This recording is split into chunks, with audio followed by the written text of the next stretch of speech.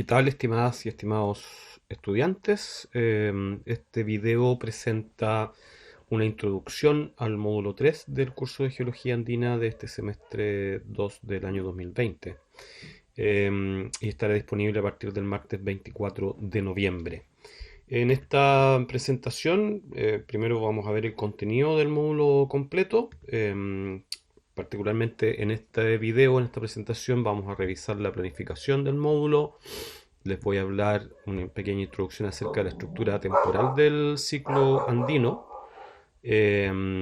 Luego algunos conceptos básicos sobre geodinámica y geotectónica en zonas de subducción océano-continente que son importantes para poder abordar la comprensión de los procesos que ocurren durante el ciclo andino, dado que este ciclo está caracterizado por el desarrollo de una zona de subducción de este tipo. Luego veremos algunos mapas que hemos preparado con el grupo de ayudantes, principalmente con Álvaro, acerca de la distribución espacial de las unidades asociadas al ciclo andino, y todo esto como un marco adecuado para poder luego, al final de la presentación dar alguna orientación al trabajo práctico que van a tener que desarrollar. Si bien ese mismo trabajo práctico va a ser mucho mejor descrito en la sesión sincrónica que tendremos este día viernes. Y en las próximas presentaciones voy a hacer una revisión sistemática de los segmentos norte, central y sur, siendo el segmento norte abarca el segmento altiplano y puna de los que ya conocemos, el central es la cordillera frontal y cordillera principal, y el segmento sur la cordillera patagónica y austral. Veamos entonces la planificación del módulo.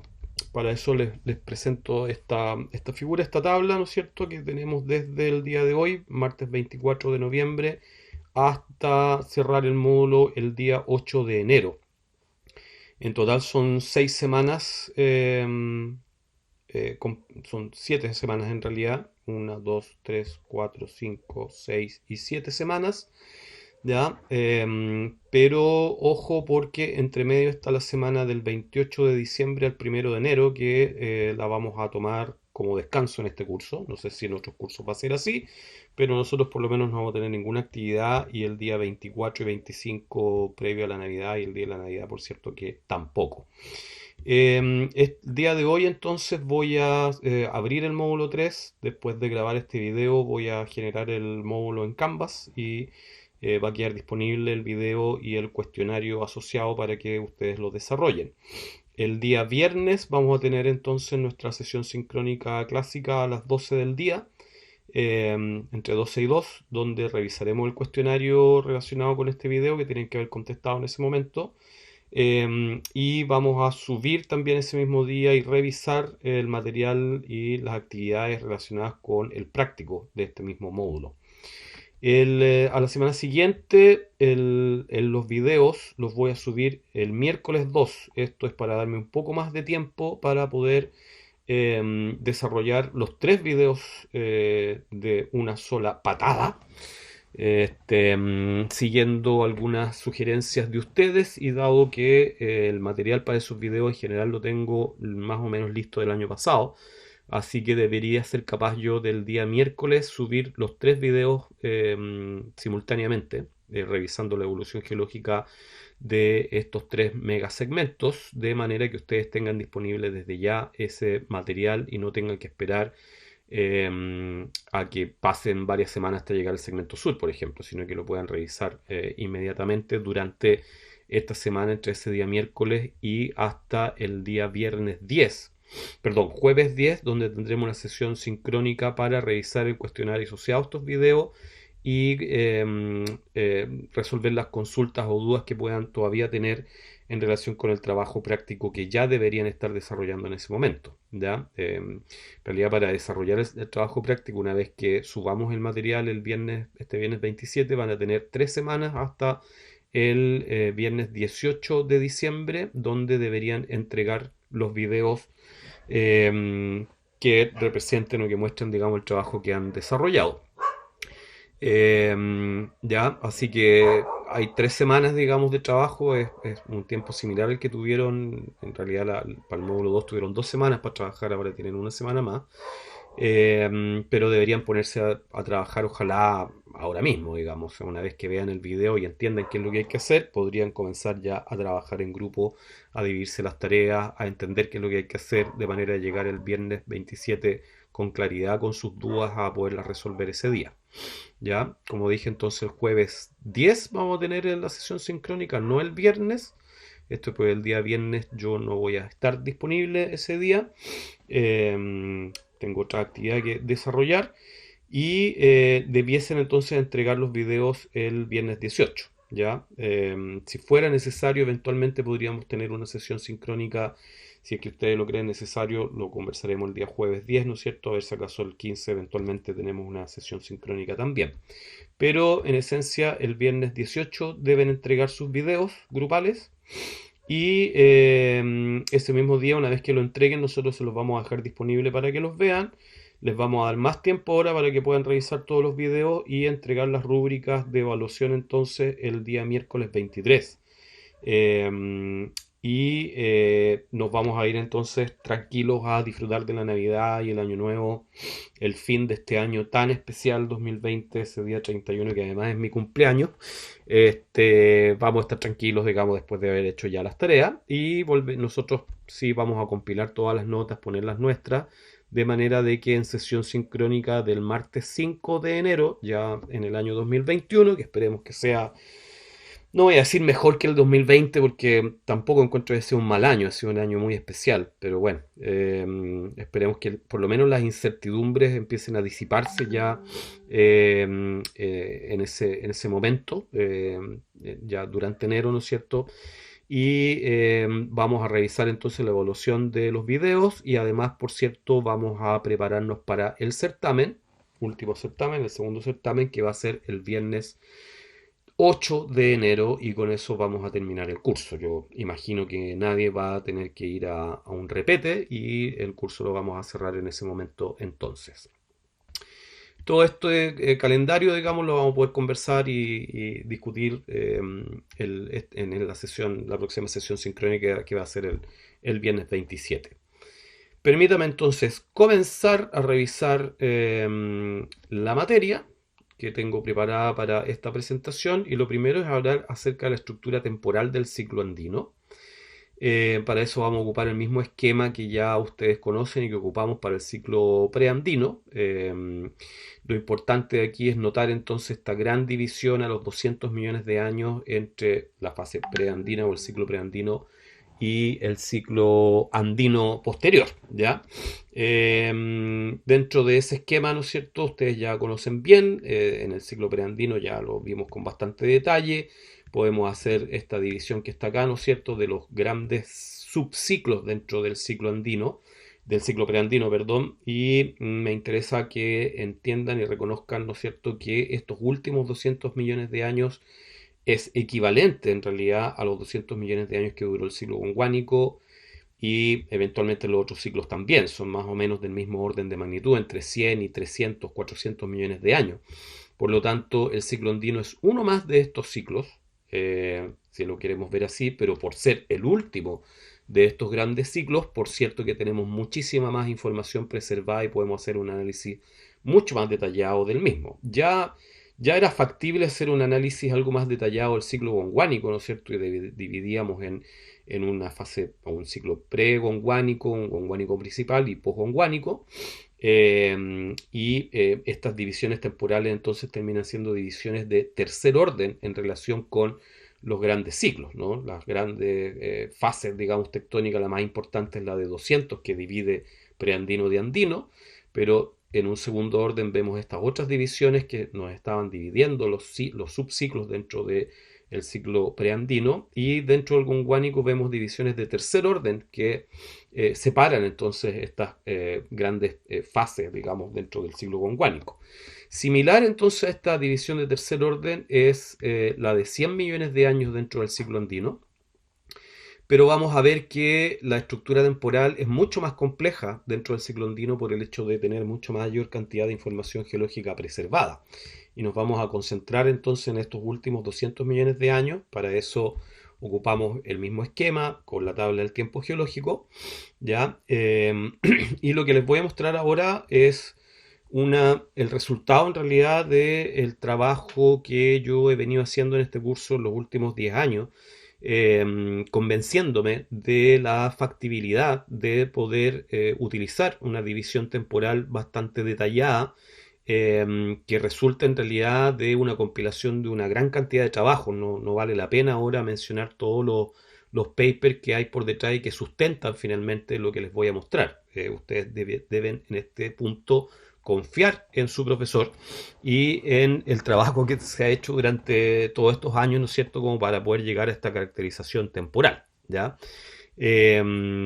Veamos entonces de qué se trata. Lo primero, ¿no es cierto?, aquí está el límite entre el Jurásico y el Triásico. Es allí entonces donde se instala esta discontinuidad temporal de muy primerísimo orden. Podemos llamarlo, aquí lo puse como primer orden, pero podríamos hablar de un orden cero, si se quiere, ¿no es cierto?, que divide, ya decíamos, el preandino del andino, ¿ya? Y lo que les voy a mostrar entonces son las otras fases tectónicas que han sido reconocidas en el margen andino y que separan entonces o permiten desarrollar esta estructura temporal. Todas ellas, como ustedes ya lo saben también, ya se los dije en el ciclo preandino, son datadas en realidad con un más o menos 10% en torno a la edad, ¿ya? Esto funciona bastante bien para todas las fases tectónicas y es producto de que a medida que nos vamos acercando al presente es mucho más detallado todo y podemos entonces, si tenemos una fase de los 10 millones de años, es más o menos 1 millón de años. En cambio, a los 200 millones de años, en la fase Dunlop, que ese es el nombre, van a ver aparecer los nombres de las fases tectónicas acá. El más o menos es de 20 millones de años y hablamos de una transición importante entonces entre los 220 millones de años en el Triásico superior hasta los 180 millones de años que correspondería a la parte más baja del Jurásico inferior. Como decía, esta es la así llamada fase Dunlop, o algunos también lo llaman Fini-Hercínica.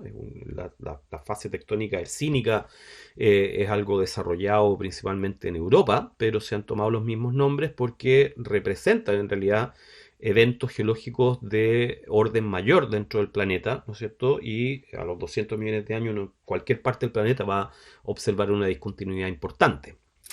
Luego tenemos la de 100 millones de años, que es la así llamada fase peruana o subhercínica, una fase de segundo orden por estar al interior de un ciclo tectónico mayor.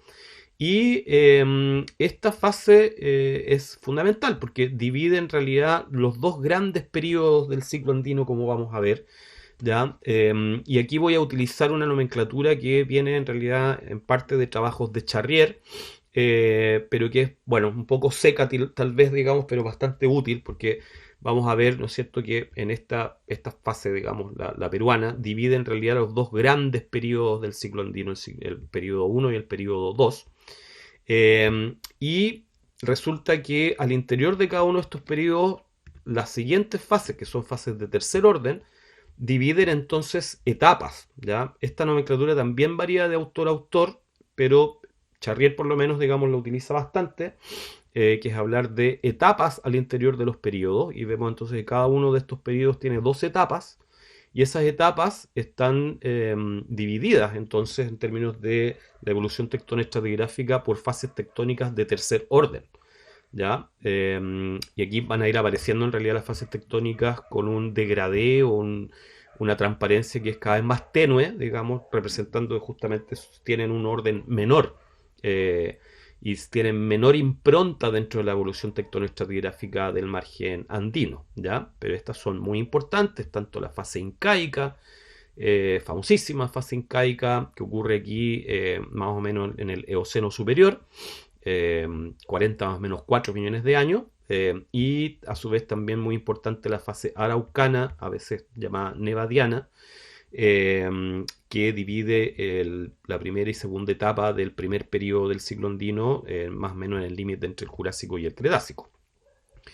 Y luego vienen más fases aún, fases sobre todo, digamos, dentro del segundo periodo del ciclo andino es factible dividir cada una de las etapas en lo que Charrier llama estadios, Ya depende en realidad del paper de Charrier, pero nosotros por lo menos vamos a seguir de aquí adelante hablando de estadios, que son las divisiones de cada una de las etapas que están dentro del segundo periodo del ciclo andino.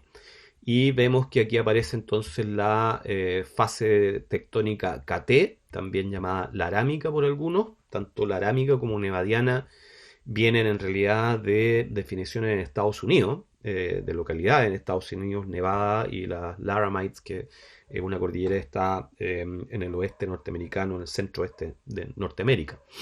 Eh, Nosotros la vamos a llamar la fase KT, que es el nombre que tiene en Chile, pero lo pongo en paréntesis eso porque pueden encontrar en algunos papers tal vez esta nomenclatura. Y también de cuarto orden es la muy importante fase Pehuenche, porque es la fase que activa en realidad el último impulso compresivo importante que levanta la cordillera de los Andes y genera la estructura cortical actual. ¿Ya? Y bueno, como ven las fases entonces de cuarto orden, lo que están haciendo es dividir las etapas en estadios, ¿ya? Y resulta una estructura bien interesante. Si se fijan, digamos, en la estructura, sobre todo del segundo periodo, que es más completa, ¿cierto? Es más completa, de hecho, porque hay mayor información. Eventualmente uno podría también encontrar información y dividir acá las etapas, ¿no es cierto?, del primer periodo. De hecho, algunos autores también posicionan acá una fase llamada oregoniana, más o menos los 125 millones de años, que si uno le pusiera el más menos 10%, en realidad quedaría todo esto en gris, ¿ya? Y por eso se difumina un poco esa etapa oregoniana, pero vamos a ver que, o van a ver ustedes en los trabajos que realicen, que efectivamente a los 125 podría haber una etapa importante, ¿ya? Y dentro de lo que sería el segundo estadio del segundo periodo, del segundo ciclo, aparecen también otras fases, una de ellas fundamental, como la fase quechua, que es realmente el pic de la deformación compresiva previo a la creación, digamos, de la estructura actual de los Andes. Pero claro, hacer una división aquí de subestadios tal vez es demasiado complejo y no siempre útil en todos los segmentos andinos. La estructura que ustedes ven acá en realidad resulta bastante bien, es aplicable para prácticamente todos los segmentos andinos.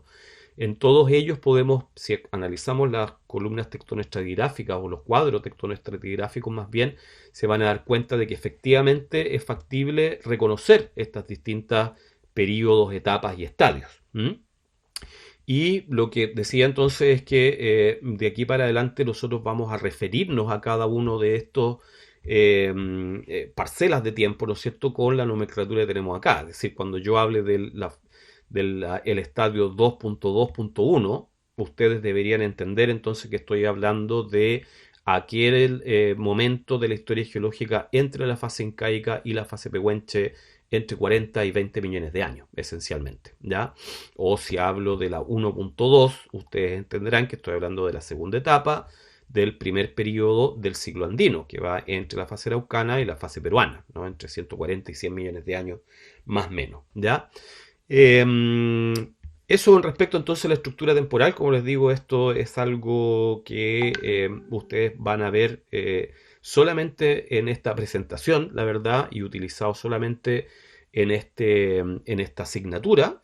No van a encontrar ningún paper que haga esta descripción, así como yo la hice, pero les vuelvo a repetir, ¿no es cierto?, que esto realmente deriva de un análisis súper exhaustivo durante los últimos años, digamos 10 años, que he hecho el curso y que funciona realmente muy bien. ¿Ah?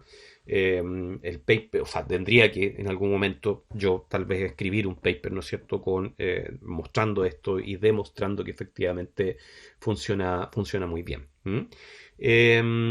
Bueno, al margen de eso, lo que nosotros vamos a hacer de aquí para adelante es utilizar más bien esta información de manera sistemática para analizar la evolución geológica durante el ciclo andino. Y de aquí, de lo que les acabo de mostrar, derivan inmediatamente tres preguntas bien fundamentales, que son algunas de las preguntas que vamos a querer resolver durante el módulo 3, ¿ya? Primero, ¿qué procesos caracterizan la evolución geológica para cada periodo, etapa y estadio en cada segmento del margen andino? Digamos, voy a volver un poco atrás. eh, entendemos, digamos, lo que les acabo de explicar, de que este esquema temporal funcionaría bien para todo el margen andino, ¿no es cierto? Pero no resuelve la pregunta de, bueno, ¿qué es lo que pasó en el 2.2.1 en el segmento altiplano, por ejemplo? O hasta qué punto lo que pasó en 2.2.1 en altiplano es similar o distinto a lo que pasó en ese mismo lapso de tiempo en el segmento cordillera patagónica, por ejemplo, ¿ya? Y para poder responder esta pregunta es necesario realmente analizar la evolución geológica, analizar los mapas, analizar los papers, analizar los cuadros tectonoestratigráficos para poder responder realmente esta pregunta, y esa es una de las preguntas que ustedes van a tener que justamente enfrentar. ¿Ya? Vuelvo a repetir, ¿qué procesos caracterizan la evolución geológica para cada periodo, etapa y estadio y en cada segmento del margen andino? Otra pregunta asociada directamente a esta, ¿cómo y dónde se manifiesta cada fase tectónica en los distintos segmentos andinos? ¿Ya? Cada una de estas divisiones temporales que acabamos de ver, o de estos, digamos, momentos de la historia geológica están limitados por fases tectónicas que, como ustedes ya saben del módulo anterior, representan en realidad procesos bien importantes, digamos, generalmente compresivos, pero a veces también pueden ser extensionales, ¿no es cierto?, que modifican la configuración geológica y que generan hiatus importantes dentro de la columna tectonoestratigráfica. Y interesa entonces comprender realmente cómo se manifiestan estas fases en los distintos segmentos. Y dónde también, eso tiene que ver, está directamente relacionado el dónde con el mapa geológico. El cómo tiene que ver más bien con los procesos mismos que ocurren, y esto da paso entonces a la tercera pregunta, que es ¿cuáles son los mecanismos geodinámicos de primer orden que explican esta evolución? ¿Ya? Acá es importante hacer una diferencia entonces entre procesos geológicos que caracterizan la evolución, ¿ya? Que representa en realidad el magmatismo, generación de cuencas, activación de sistemas de fallas, etcétera, que son elementos geológicos que podemos reconocer en la evolución temporal del ciclo andino, pero esta última pregunta tiene que ver más bien con cuál es el mecanismo que explica esos procesos, ¿no es cierto? Y vamos a abarcar ahora principalmente esta pregunta, entonces voy a dar algunas luces de cuáles son los mecanismos geodinámicos que actúan en un margen convergente a partir de la revisión de algunos trabajos que están eminentemente inspirados en el margen andino, ¿ya? Para ello es importante, ¿no es cierto?, tener un marco general, y lo que van a ver ahora es una animación de un paper de Seaton y otros del año 2012.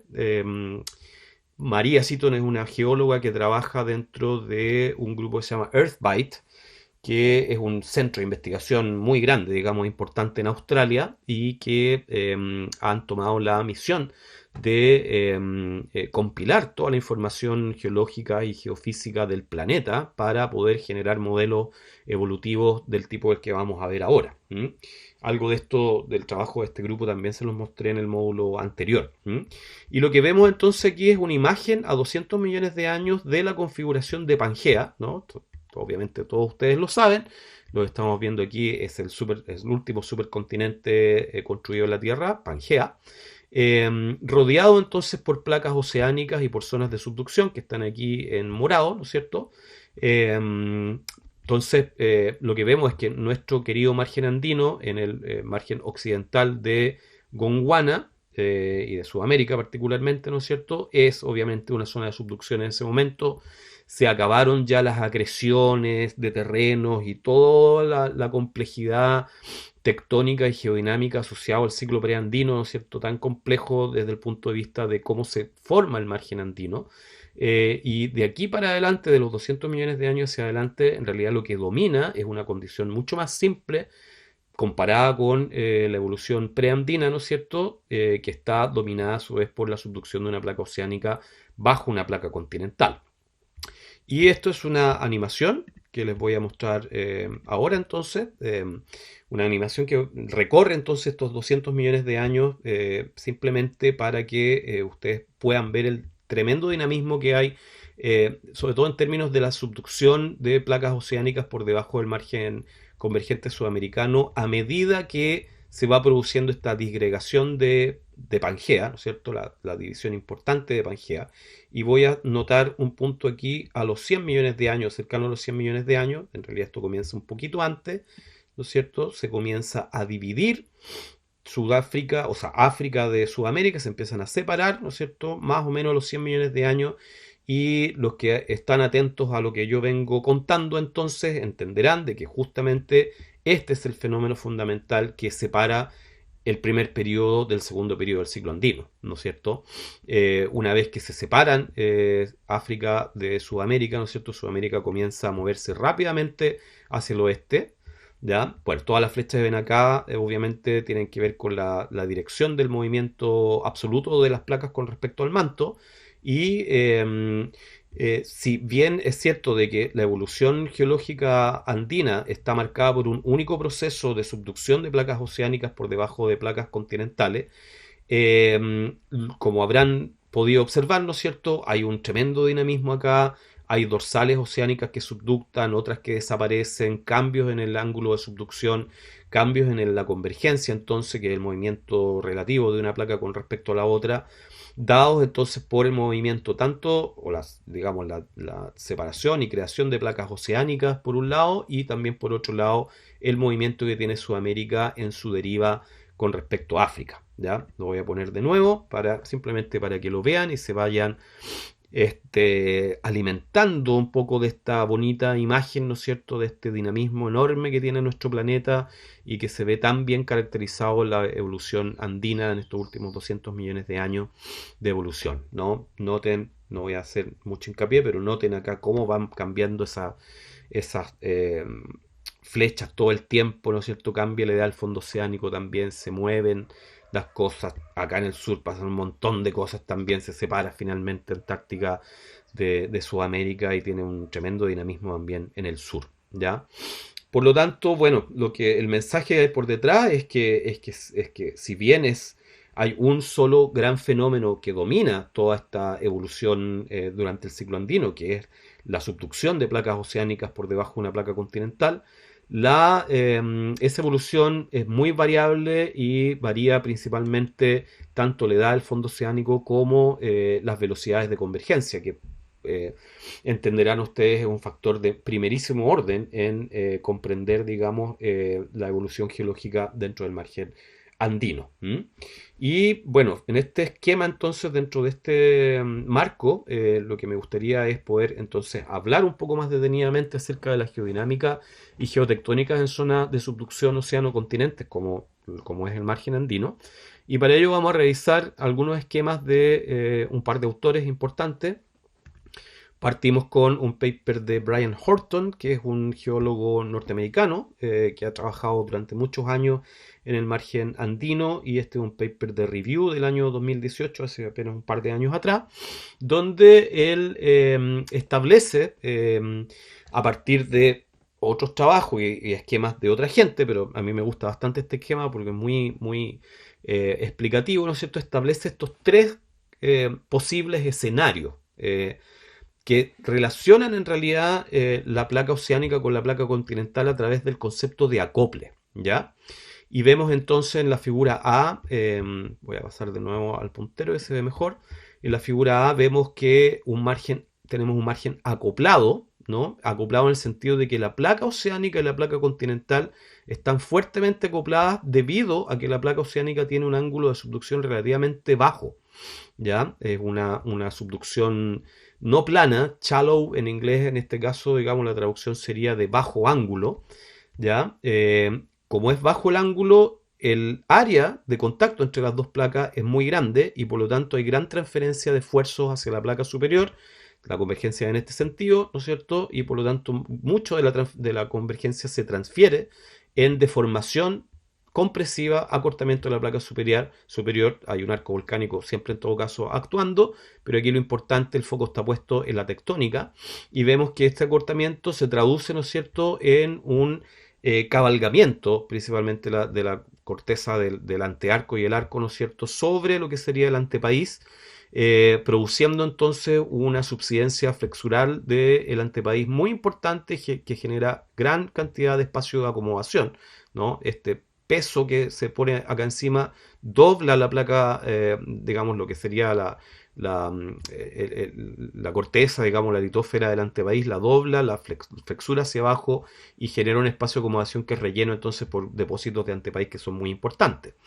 El caso opuesto a este es un margen desacoplado, ¿ya? Y por desacoplado se refiere, como ven acá, ¿no es cierto?, a que el contacto entre las dos placas es muy poco, digamos, muy pequeño comparativamente con este, obviamente acá está todo exagerado, producto de que la placa oceánica tiene un alto ángulo de subducción y esto es debido al fenómeno de slab rollback, ¿ya? Que es este desenrollamiento de la placa oceánica, ¿no? Un proceso muy fundamental, muy importante dentro del contexto geodinámico de una zona de subducción, ¿no es cierto? Y está asociado en realidad al hecho de que en general la placa oceánica, si está libre en el manto, ¿no? Lo que va a hacer en realidad, lo que va a dominar aquí es el peso del slab. Mientras más vieja es la placa, mayor peso tiene. Y si está libre en el manto para poder fluir, ¿no es cierto? Lo que va a hacer en realidad es tirar hacia abajo, pero principalmente hacia atrás también, dependiendo del ángulo, ¿no? Si venimos de un ángulo así, ¿no? El peso lo que va a hacer es tratar de desenrollar esto hacia atrás y al hacerlo genera una gran extensión si es que la placa superior está fija con respecto al manto. Al ser esto así, se genera una extensión importante, ¿no es cierto?, en todo el sector del antearco, el arco y el trasarco. Esa extensión se ve graficada acá en la generación de estas cuencas, intraarco o en el antearco, algunas veces en el trasarco también, y en el antepaís, ya bien hacia el este, en el caso andino, ¿no es cierto?, no tenemos una carga flexural, no hay un cabalgamiento, por lo tanto no hay flexura, y los depósitos que eventualmente se podrían haber acumulado antes en un escenario como este son erosionados y lo que se genera entonces es una gran discordancia, la superficie de discordancia que afecta entonces, canibaliza o se come, digamos, los sedimentos que se habían formado anteriormente. Y entre medio encontramos un margen neutral que no es ni compresivo ni extensional, que no está ni acoplado ni desacoplado realmente, sino que está en una situación neutral, donde no hay deformación ni compresiva ni extensional, como decía. En general, la cuenca entonces de Antepaí podría acumular sedimentos, pero esencialmente producto de la erosión del relieve que se había formado anteriormente, ¿no es cierto? Más que rellenando un espacio de alta acomodación, es más bien una baja acomodación y por lo tanto depósitos muy delgados, probablemente asociados a un estadio de este estilo. ¿Ya? Eso son realmente los tres posibilidades que hay en una zona de subducción océano-continente. No hay más que estas y lo que Horton trata de demostrar en este paper es que realmente la evolución, sobre todo del segundo periodo del ciclo andino, se explica muy bien, digamos, a partir de este esquema, ¿ya? Este esquema de esta acá que presenta Horton no es absolutamente novedoso. Lo novedoso es poder aplicarlo en realidad en la compilación que él hace a el estudio de distintos segmentos del margen andino y demostrar de que funciona bien. Pero en realidad es bastante similar a un paper de Ramos del año 2010. El mismo Víctor Ramos, el gran maestro Víctor Ramos, por cierto, quien más si no, que no solo habla de la evolución preandina, sino también tiene mucho que decir acerca de la evolución andina, como ustedes van a descubrir en los trabajos que van a investigar. Y él plantea entonces, a partir de un trabajo de Euret y Laleman, que es del año 2005, que prefiero no mostrar, digamos, sino simplemente estos esquemas que están acá, plantea prácticamente lo mismo, ¿ya? Y nos habla entonces de una zona de subducción neutral, donde tenemos un arco. Y aquí él utiliza mucho el concepto de velocidad de rollback, asociado entonces esencialmente a la velocidad que podría tener la fosa. Se habla mucho esto del trench velocity en los papers, ¿no es cierto? Pero ojo, porque no es solamente la fosa la que podría o no moverse, es todo el antearco. Entre la fosa y el arco, ¿no es cierto? Hay todo un sector muy rígido que generalmente no presenta deformación interna y que se mueve solidario con la fosa, ¿ya? En este caso particular no hay movimiento de la fosa, esencialmente porque la velocidad de movimiento de la fosa o del antearco es igual a la velocidad de movimiento que tiene la placa superior, ¿ya? Es decir, no hay deformación realmente en la zona del arco o el trasarco, ¿no es cierto? No hay ni acortamiento ni estiramiento,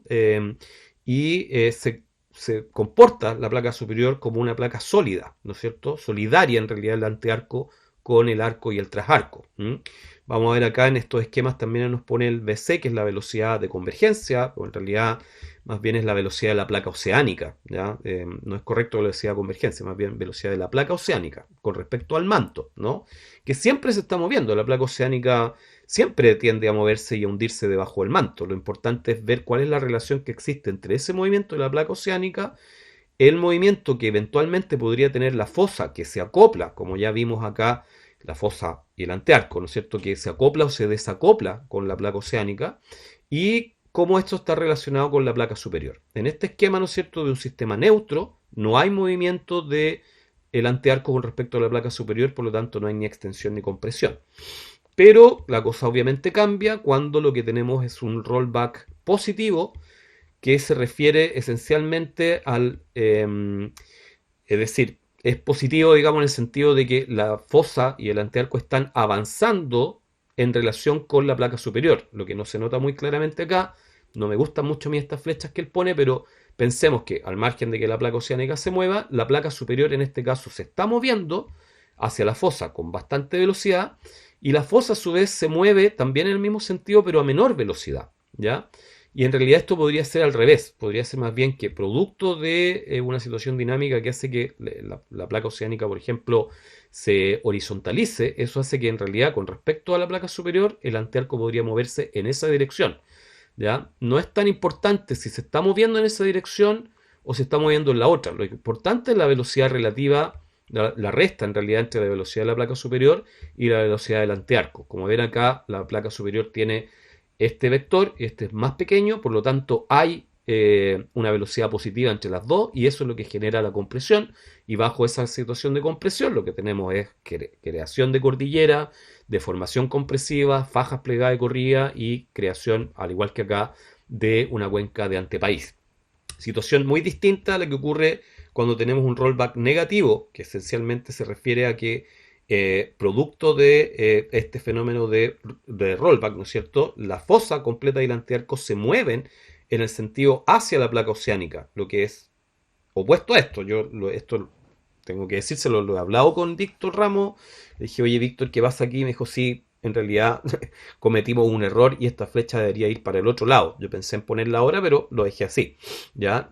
El antearco completo y el arco en este caso se mueven hacia solidarios con la placa oceánica que se está hundiendo, ¿no es cierto? Se está retrotrayendo y por lo tanto está llevándose el antearco en esa dirección, contrario a lo que pasa con la placa superior, que en este caso particular se mueve en la otra dirección. Obviamente, si este sector se mueve hacia allá y este hacia acá, lo que tenemos es extensión, y Víctor en este caso lo puso mirando para el otro lado, porque en realidad está pensando de que esta situación actualmente en el planeta ocurre en el Pacífico Occidental, en las Marianas, donde, por ejemplo, digamos, sería el mejor ejemplo tal vez donde tenemos un arco de isla y por detrás tenemos una cuenca de arco oceánica, ¿no es cierto?, con apertura de piso oceánico, producto de la gran extensión que existe, ¿ya? Es un poco distinto el esquema que hay acá, donde la extensión es menos importante, ocurre en una placa continental, ¿no es cierto?, y tenemos bien cuencas localizadas de ante, intra y trasarco tal vez. Acá tenemos una gran cuenca de trasarco, producto del fuerte rollback que se está llevando al antearco, ¿no es cierto?, y genera esta gran extensión. Y bueno, es muy interesante notar, ¿no es cierto?, que estos dos grandes extremos, o sea, un margen extensional y un margen compresional, realmente funcionan muy bien para explicar el muy primer orden dentro de la evolución andina, en términos de los periodos. Y en este mismo paper de Ramos del 2010, él nos explica que una situación, ¿no es cierto?, con un rollback negativo, ¿no es cierto?, y con una gran extensión, o sea, con un retroceso de la placa oceánica acoplada con el artearco, lo que genera entonces durante el Jurásico al Cretácico inferior, durante este primer periodo andino, es principalmente un margen extensional, donde tenemos un arco volcánico, que en este caso particular está representando más bien el arco en Chile central para este momento, donde se pueden observar que hay dos cinturones de roca ígnea, un arco interno y un arco externo lo llaman, con una cuenca de intraarco, digamos, entre medio, pero esencialmente un arco magmático que se construye sobre esencialmente fallas normales, ¿ya? Hay un gran despegue acá, que uno podría pensar que tal vez es una sutura de terrenos, ¿no es cierto?, que actúa como un despegue extensional. Toda esta estructura también probablemente asociadas al ciclo preandino, se activan como fallas normales y el magmatismo entonces se desarrolla sobre este sistema extensional. Y esto realmente funciona muy bien para la gran mayoría de los segmentos del margen andino. Es así como hay que describir el primer ciclo andino. Y en la etapa intermedia, que es más bien coincidente con lo que sería la fase peruana, ¿no es cierto?, de los 100 millones de años, acá está puesto entre 125 y 100 millones de años según él, lo que ocurre es más bien una transición, ¿no es cierto?, un estadio transicional donde no hay ni compresión ni extensión, el arco magmático al parecer, ¿no es cierto?, va rellenando la parte central de la cuenca formada anteriormente. Y acá, como les digo, no hay realmente mucha compresión ni extensión, hay más bien erosión. El desarrollo, en el caso de Horton, ¿no es cierto?, sería una etapa de stasis, donde hay más bien erosión de los relieves formados anteriormente, para luego de los 100 millones de años dar paso entonces a la gran compresión andina, ¿no es cierto? Y como ven acá, todas estas fallas que antes eran normales, después se invierten como fallas inversas y el arco magmático se construye sobre un sistema más bien compresional, ¿no? Donde está el arco instalado, pero principalmente lo que tenemos es migración de la deformación hacia el antepaís para formar estas cuencas de trasarco, en este caso ejemplificado, por ejemplo, la cuenca que está por detrás de la cordillera frontal, ¿ya? Entonces, si ustedes se recuerdan de esto, ¿no es cierto?, y lo mantienen dentro de su conocimiento geológico, están salvados como geólogos para explicar en realidad los grandes periodos del ciclo andino, ¿no? Un primer periodo extensional y un segundo periodo compresional. Y eso es todo, ¿ya? Basado esencialmente, la inferencia que hay por detrás es que esto está dominado por variaciones importantes en el ángulo de subducción entre las dos placas. Ahora, ¿por qué varía el ángulo de subducción? Bueno, ese es otro tema, ¿no es cierto? Puede variar tanto por la edad de la placa oceánica que se está subductando, pero también hay obviamente un factor súper importante de que si el continente no se está moviendo, en realidad lo que domina es más bien el slab rollback de la placa, pero si el continente se mueve hacia la fosa, como ocurre a partir de los 100 millones de años, entonces cabalga sobre la placa oceánica y el ángulo de subducción termina siendo una consecuencia más bien del avance de la placa continental sobre la placa oceánica. Y bueno, como les dije, también esto está directamente asociado con un proceso fundamental, digamos, el proceso fundamental a escala global, que es la división o la separación de Pangea, ¿no? Y aquí pongo tres imágenes de un paper de Miller del 2016, que es el gran jefazo del grupo de Earthbite en Australia, coautor del paper de Seaton, obviamente, pero en este paper del 2016 hacen una mayor revisión y lo orientan hacia algunos procesos, por ejemplo, la subsidencia en cuenca oceánica a nivel global. Pero da lo mismo, digamos, lo importante acá es ver una imagen a 150 millones de años, a 110 millones de años, y esta es a 40 millones de años. No puse la fecha acá, perdón, pero eso es. Y lo que podemos observar, ¿no es cierto?, es la gran diferencia entre, en este periodo donde están unidos todavía con Guana Occidental, digamos, África con Sudamérica, se comienzan a separar más o menos en esta época entre los 125 y los 100 millones de años. Y una vez que ya se separan, ¿no es cierto?, Sudamérica se mueve muy rápidamente hacia el oeste y eso genera una gran compresión en el margen andino, que es lo que explica entonces el paso de un margen extensional a un margen compresional durante el segundo periodo del margen andino. Hasta ahí todo bien y todo claro, me imagino. La gran pregunta es ahora, ¿no es cierto?, qué pasa con las etapas y los estadios.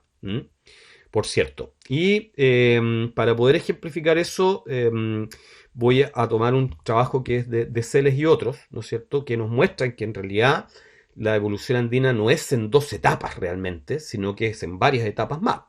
Lo que vemos acá, ¿no es cierto?, es una compilación, esto es tiempo, desde 200 millones de años hasta el presente, versus dos indicadores geoquímicos que son muy interesantes. Esto es de una compilación de magmatismo, principalmente en el segmento norte, digamos, Altiplano y Puna, pero es representativo en realidad de lo que podría ocurrir en el resto del margen andino.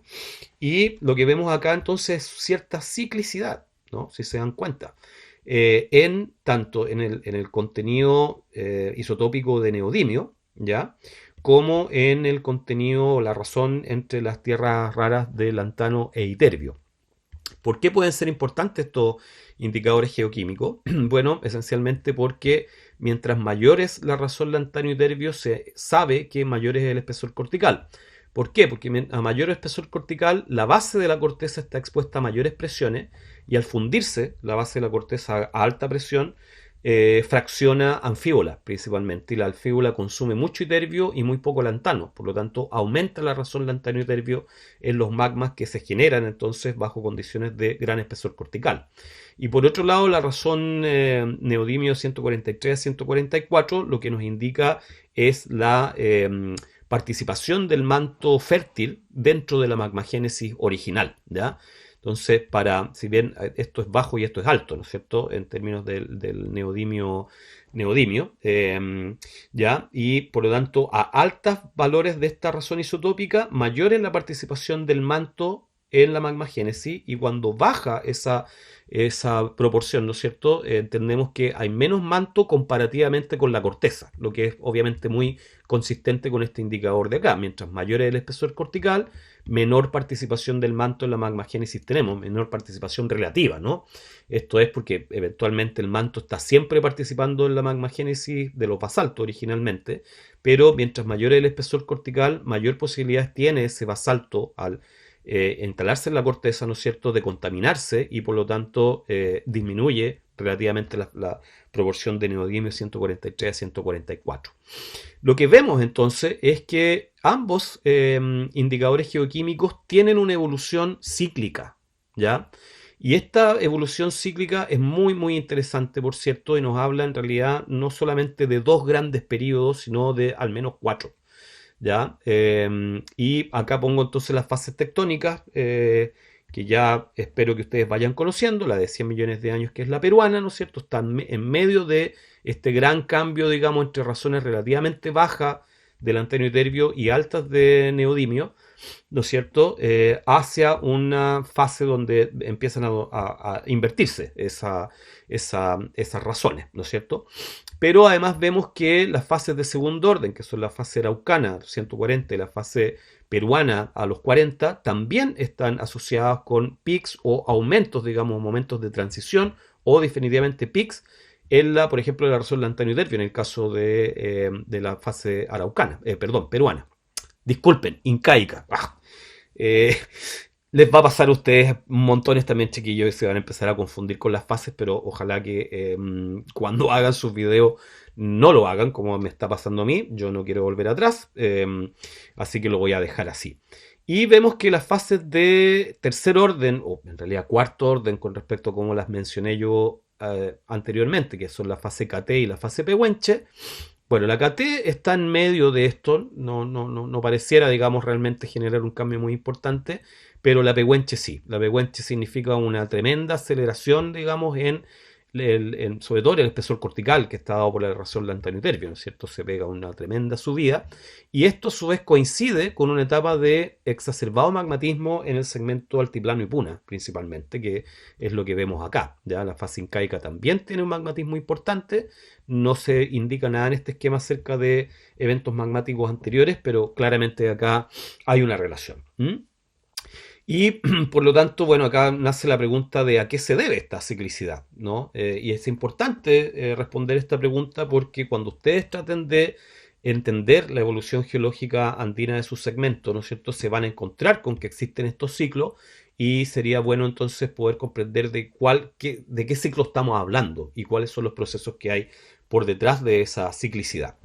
Y esta pregunta la han enfrentado también un par de autores, y aquí vemos dos trabajos en realidad. Voy a tratar de describirlos lo mejor posible: de Ramos, de nuevo Ramos ahora en un paper del 2009, y de Celes y otros, que son los mismos que veíamos recién, pero también en un paper del 2009. Estos dos papers salieron casi simultáneamente, los dos. Bueno, este en una revista tremenda como es Nature Geoscience, una de las mejores revistas de geociencias del planeta, y el de Víctor Ramos en una revista, el International Geology Review o Geological Journal, que es una revista bastante poco pelo, y por lo tanto quedó un poco escondido el paper de Víctor Ramos en comparación con el tremendo revuelo que tuvo el de Celes y otros. Y bueno, Víctor Ramos, la verdad, yo lo he escuchado en varias charlas presentando esto y recriminando en parte a De Celes por no haber citado su trabajo y haber dicho que ellos fueron los primeros prácticamente en descubrir casi que existían estos ciclos en el margen andino. Y hay cierta controversia ahí, digamos, entre estos dos autores por lo mismo. Pero los modelos son bastante similares. Nos habla entonces acerca de un ciclo. Voy a tratar de explicarles primero el de Víctor Ramos, donde partimos, ¿no es cierto?, con cierta situación más bien neutral. Y esa subducción que tiene un arco asociado, ¿no es cierto?, va generando cierta compresión, activa una compresión y un movimiento de estas estructuras, ¿no es cierto?, que las conocemos, ya son estructuras compresivas que se enraizan en niveles de corteza media, donde además se estancan los magmas a poca profundidad, ¿no? Genera una zona de debilitamiento, mientras más magmatismo más debilitado está, mayor entonces la compresión, se activa fuerte esa compresión y un engrosamiento cortical, ¿no es cierto? Que vemos acá, digamos, está llegando a un estadio bastante desarrollado de engrosamiento cortical y de deformación. Y aquí ocurre un fenómeno que es la horizontalización de la placa oceánica. ¿Cuál es la razón por detrás de esto? De nuevo, puede ser o bien una razón debida, digamos, a la placa oceánica misma, por ejemplo, que venga subductando una dorsal oceánica liviana y por lo tanto levante la placa oceánica, genere una horizontalización, y o puede ser un proceso más bien relacionado con la placa superior, que está teniendo un avance mayor, entonces genera una horizontalización. Al horizontalizarse la placa, lo que va generando, ¿no es cierto?, es una, bueno, acá ya está completamente plana, por lo tanto al estar plana no hay cuña estenosférica y por lo tanto no hay magmatismo, pero lo que sí hace es llevar gran deformación hacia sectores cada vez más alejados de la fosa, generando, por ejemplo, aquí el levantamiento de lo que podrían ser las sierras pampeanas, por ejemplo, ¿no? Y después de este proceso, debido a que la horizontalización de la placa también genera un metasomatismo, una hidratación del manto litosférico por acá, ¿no es cierto? Esto hace que en algún momento esta situación dinámicamente ya no se soporte, se mete el flujo astenosférico por acá, genera entonces que la placa tenga un rollback fuerte, comienza a haber extensión, y dado que acá, bueno, no se nota mucho, pero acá se va generando, producto del acortamiento cortical y el engrosamiento, una raíz eclogítica, una raíz muy densa, la corteza anfibolítica se deshidrata y se transforma en eclogita, que es mucho más densa que el manto, dado que ese manto además está hidratado, ¿no es cierto? Cuando ocurre este fenómeno hay una activación aquí de la corteza inferior y en algún punto, ¡pum!, se delamina tanto la corteza inferior como el manto litosférico y eso genera un ingreso enorme de astenósfera a la base de la corteza que funde la corteza y genera lo que llamamos un inimbritic flare-up, lo llaman algunos, digamos, un flare-up que es como una ebullición, si se quiere, de magma inimbrítico, riolítico, ¿no es cierto?, que inunda todo el sistema. Y dado que todo esto debilita el sistema, se genera entonces, bueno, primero un alzamiento de la superficie, porque al irse la corteza y el manto muy denso, ¿no es cierto? Y al ingresar astenósfera mucho más liviana, levanta el sistema, genera un gran alzamiento, y al alzarse genera a su vez entonces la propagación de la deformación hacia el antepaís, porque ya las fuerzas gravitacionales son muy grandes acá y como hay todavía acortamiento, ¿no es cierto?, se genera entonces la migración de la deformación.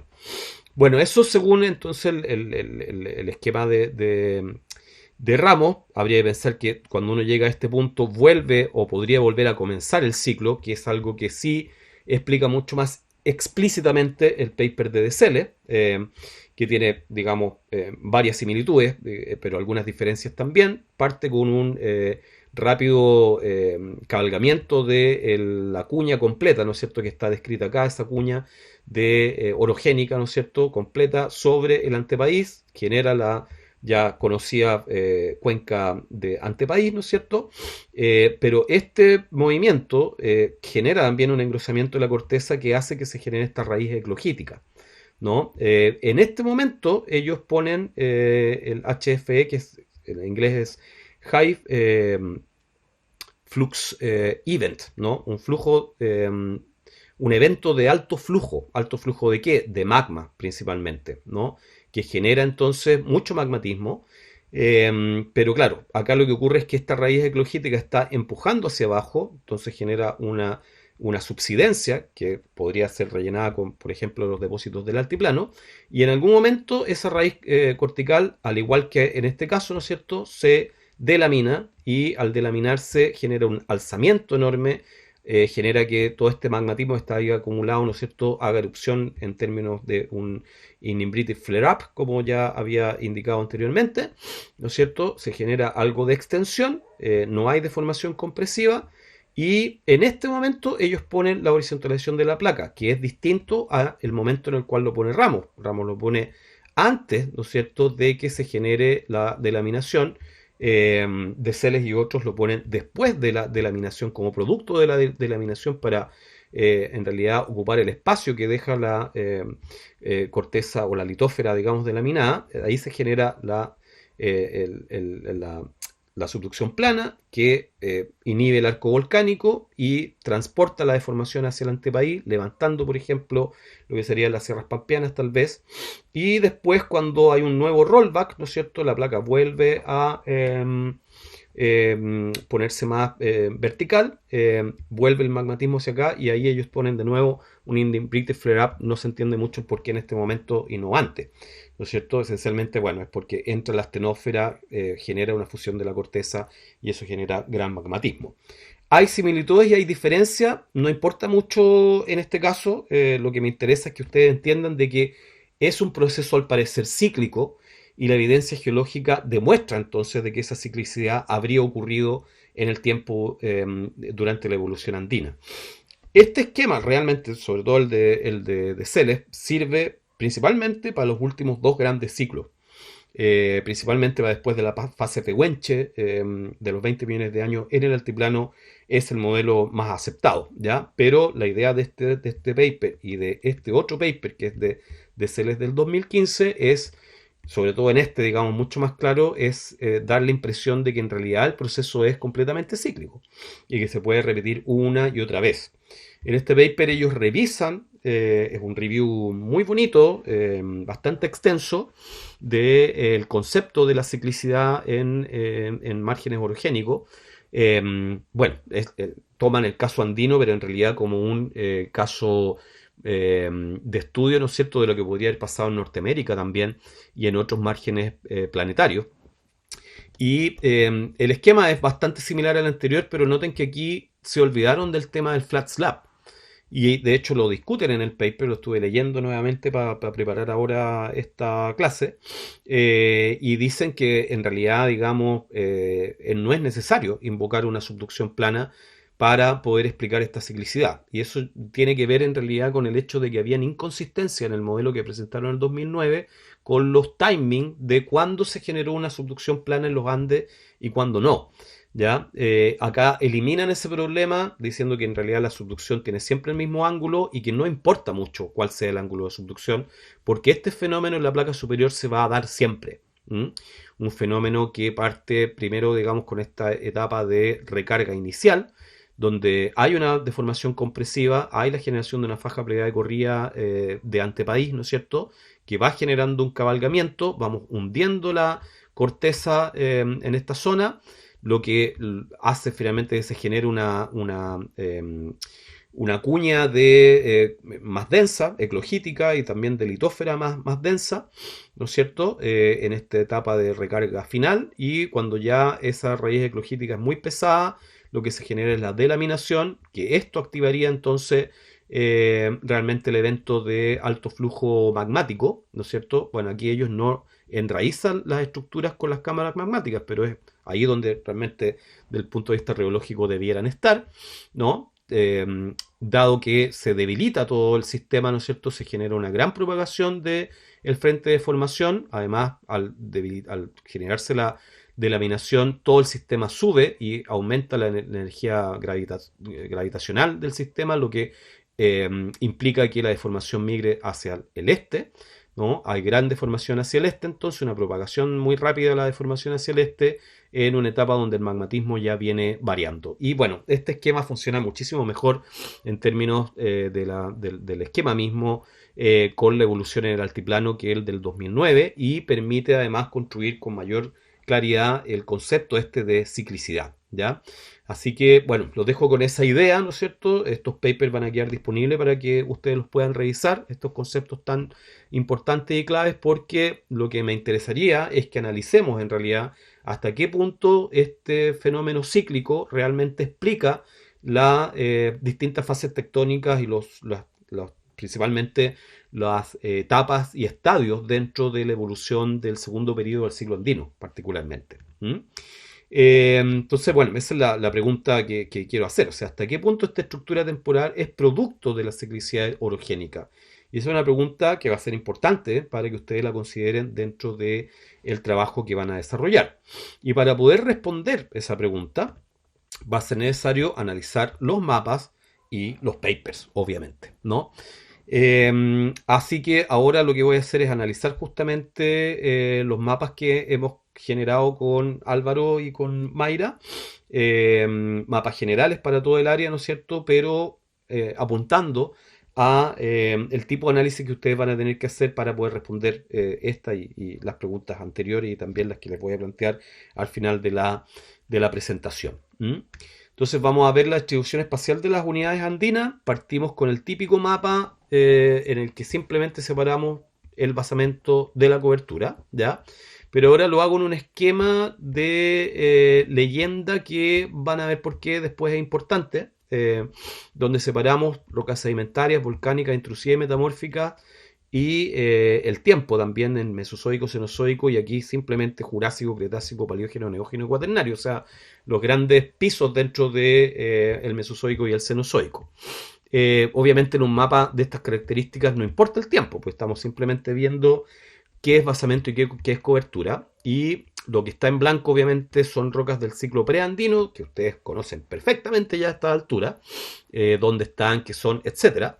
Y interesa ver en este esquema simplemente dónde está aflorando el basamento, ¿no? Basamento que en general son rocas intrusivas, como vamos a ver, también hay rocas metamórficas, pero es interesante, ¿no? Notar que se ubica principalmente en la cordillera de la costa norte, esas rocas intrusivas, y también algunas metamórficas.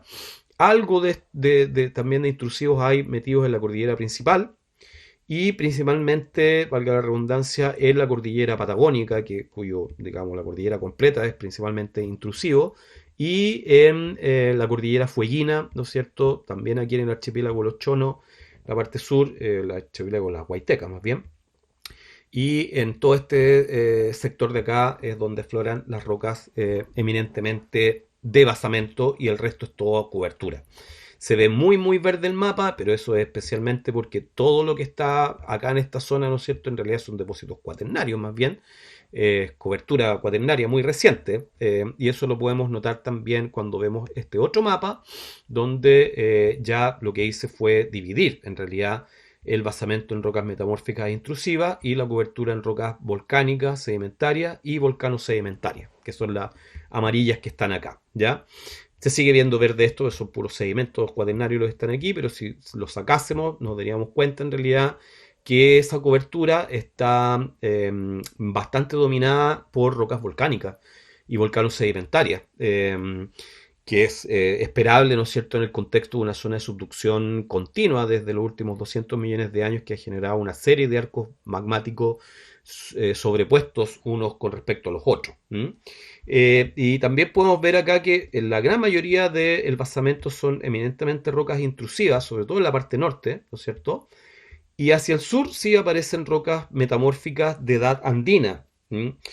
Tanto aquí en el archipiélago de las Huaytecas, como decíamos, y algunas zonas, pero que no se notan realmente en el mapa, no lo van a poder notar, pero son algunos puntoncitos por aquí, por acá y por acá en el segmento austral.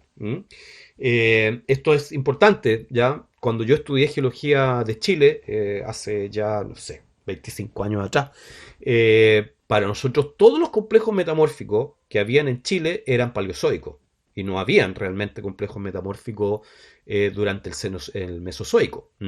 Y eso ha cambiado radicalmente en los últimos años, principalmente por las dataciones que ha hecho el grupo de Pancho Hervé, que reconocen claramente que hay desarrollo de metamorfismo durante el ciclo andino también en la parte sur.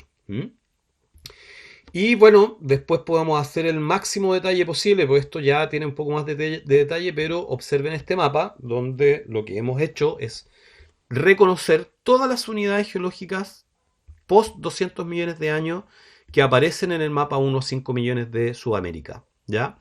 Son un montón de unidades, obviamente, ¿no es cierto? Y las pusimos todas. No hicimos ningún intento por tratar de agrupar estas unidades y les voy a explicar luego el por qué, ¿ya? Esto es así, ¿ya? Pero bueno, acá vemos entonces distintos tipos de rocas metamórficas, no distintos tipos, sino rocas metamórficas de distintas edades según este mapa, ¿ya? Las más notables, ¿no es cierto?, aquí en este sector en realidad tienen asignada una edad entre el Jurásico y el Cretácico, pero hay algunos polígonos, ¿no es cierto?, donde se marcan específicamente edades jurásicas y otras edades cretácicas y otras edades entre el Paleógeno y el Neógeno, ¿ya? Pero sí, cuando hagan el análisis se van a dar cuenta que realmente los cuerpos que tienen esta edad y que son metamórficos son cosas enanas, muy, muy pequeñitas, que en el mapa geológico de Chile probablemente quedaron con esa edad. Las rocas intrusivas sí podemos ver que hay bastante variedad de ellas, ¿no es cierto?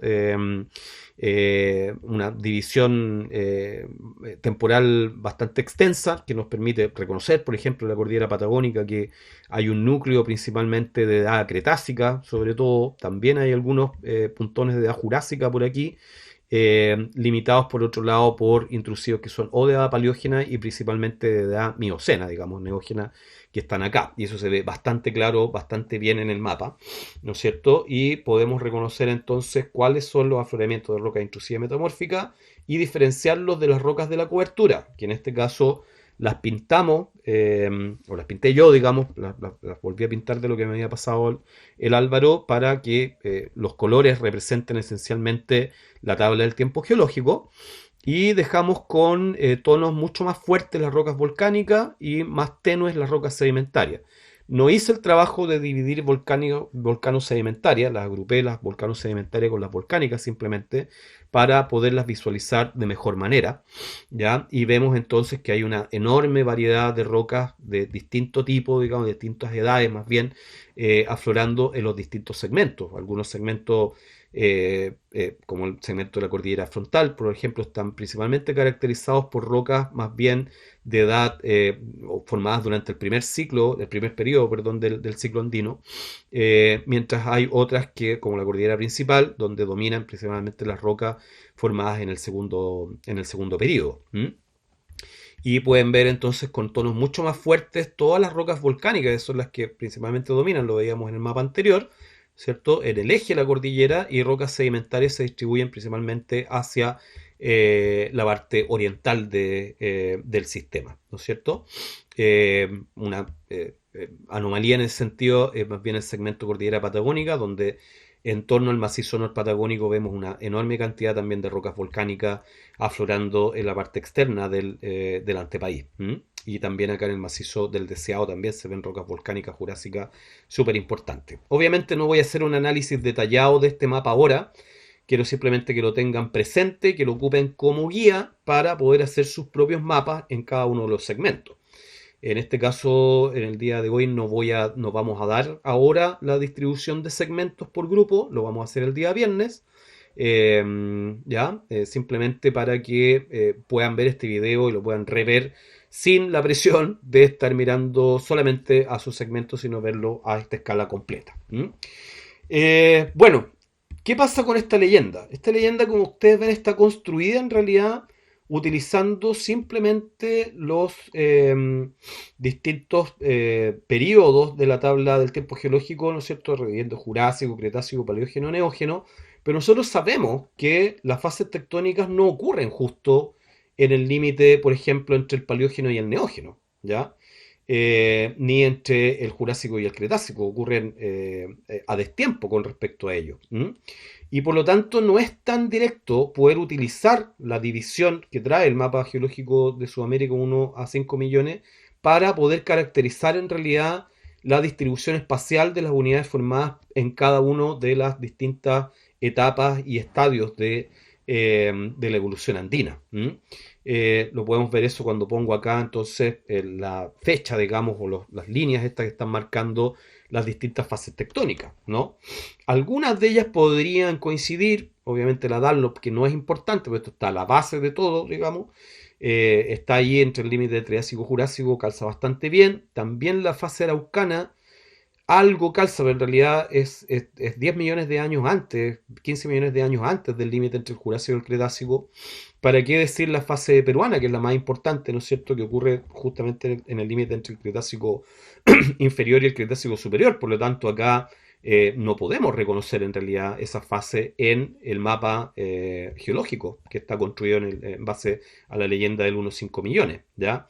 Es decir, me refiero a que una roca volcánica que está mapeada como cretácica, por ejemplo, en este segmento de acá, que es de la cordillera principal, cordillera frontal, pudiera en realidad corresponder tanto a la segunda etapa del primer periodo del ciclo andino, o podría corresponder a la primera etapa del segundo periodo del ciclo andino. ¿Ya? Podría ser pre 100 millones de años o post 100 millones de años. Más crítico el caso de las rocas que están asignadas a un gran rango cretácico-paleógeno, por ejemplo, ¿ya? Que, bueno, hay varias por este sector de aquí, también en Patagonia, ¿no? Donde si esa edad no puede ser, no puede ser real, ¿no es cierto? Tiene que ser o esta, o esta, o esta, o esta. Podría corresponder a cuatro estadios distintos. ¿Mm? Y eso, por cierto, que es una complicación grande, ¿no? Nos genera una complicación importante, ¿no? Venía yo analizando en realidad la relación entre las fases y los límites temporales de la tabla del tiempo geológico. Por ejemplo, la fase KT, perfecto, porque está justo en el límite entre el Cretácico y el Terciario, el Paleógeno, ¿no es cierto? No hay ningún problema. Pero la fase KT tampoco se nota mucho, lo van a ver ustedes en la evolución geológica. La fase incaica, que es otra fase muy importante, a los 40 millones de años, está por debajo del límite entre el Paleógeno y el Neógeno, y por lo tanto unidades que están mapeadas como rocas volcánicas del Paleógeno podrían corresponder tanto a este estadio que está acá, ¿no es cierto?, que vendría a representar el segundo periodo, y en este caso la primera etapa y el primer estadio, o podría representar la segunda etapa y el primer estadio de la misma, ¿ya? Entonces, es una complicación. Se van a ver enfrentados ustedes a un problema cuando tengan que relacionar el mapa geológico que construyan a partir de esta leyenda con las etapas de la evolución geológica que yo les describí previamente. Y parte de las tareas que van a tener que desarrollar tienen que ver entonces con poder reconocer específicamente, ¿no es cierto?, a qué periodo, etapa y estadio pertenece cada una entonces de las unidades que van a aparecer en su mapa. ¿Mm? Eso es parte del trabajo que van a tener que desarrollar y que, bueno, ahora paso a explicar un poco más con más de detalle aquello, pero lo vamos a hacer mucho más detallado el día viernes, cuando Mayra haga una presentación sobre el trabajo específico que tienen que hacer. Orientación al trabajo práctico, entonces, para cerrar esta presentación. Al parecer no va a durar 2 horas, por suerte, como las anteriores. No puedo decir nada sobre las 3 que vienen, que seguramente van a ser largas.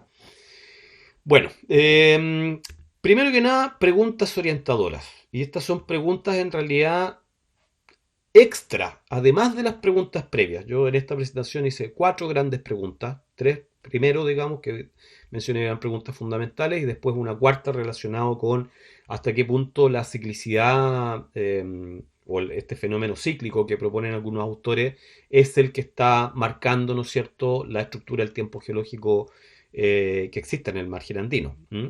Y a esas preguntas les vamos a sumar estas otras 2, ¿no es cierto?, que igual se complementan entre sí, pero son preguntas que nos llevan a las grandes preguntas que mencionamos al principio del curso, ¿ya? Y quiero entonces que en el trabajo que ustedes van a desarrollar realmente vayan hacia ese principio, vayan hacia esas preguntas claves que enunciamos cuando comenzamos el curso hace ya lejanos 3 meses atrás casi, por ahí, ¿ya? ¿Cuáles son estas preguntas? Bueno, ¿cómo se adquiere durante el ciclo andino, es decir, durante los últimos 200 millones de años, la estructura cortical actual característica del segmento? Esa estructura cortical actual, ¿no es cierto? Ustedes la conocen desde el módulo uno. Saben más o menos dónde están las grandes fallas, dónde están los grandes sistemas, cómo se conectan entre sí. Y ahora la pregunta que hacemos entonces, ¿cómo se adquirió esa estructura? ¿No? ¿Cómo se generó esta estructura durante la evolución andina?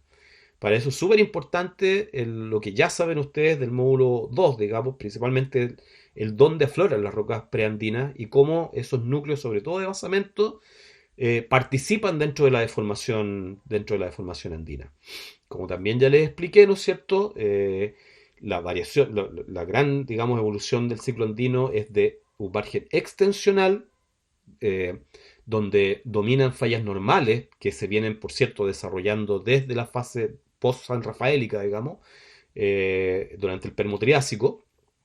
Esas fallas extensionales ustedes ya saben que están a su vez asociadas principalmente con grandes sistemas de sutura entre terrenos, principalmente, ¿ya? Y por lo tanto esa estructura preandina que se ve expresada en la localización de las unidades preandinas en el mapa, con sus fallas respectivas, actuó extensionalmente durante el primer periodo del siglo andino y después se invirtió todo esto en el segundo periodo, después de 100 millones de años, para gradualmente, probablemente a partir de estos ciclos que ya comentábamos, ir evolucionando hacia la estructura actual. Y eso es lo que quiero que entiendan, digamos, y puedan desarrollar.